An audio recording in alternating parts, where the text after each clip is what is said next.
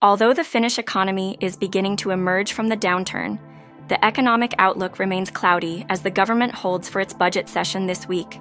Views Minister of Finance Riikka Purra, PS. The economy still isn't really providing any kind positive boost. There'll be no help from the outside and many details.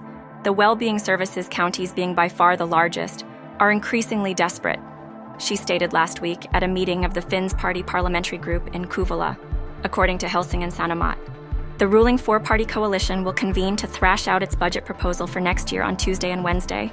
Despite the significant spending cuts already made by the government, its budget for next year is expected to show negative gap of 12 billion euros between expenditures and revenue.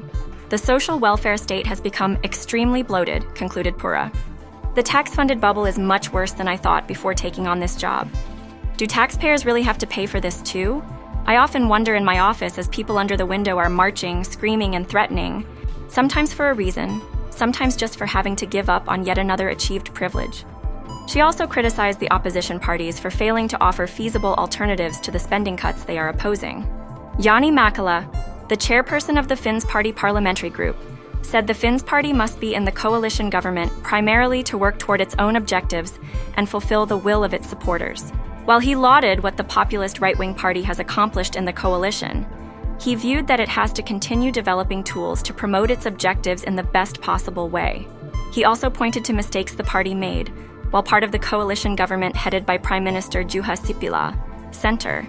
The party saw its popularity plummet as voters reacted to government actions and ultimately split into two. We can't afford to repeat those mistakes. In the government, we can't forget who we are and become strangers to one another, said Mäkelä. With the Finns Party polling about 6 percentage points below its vote share in the previous parliamentary elections, the eyes of political journalists and observers were on the summer meeting to see if the party was under any pressure to appeal to its base.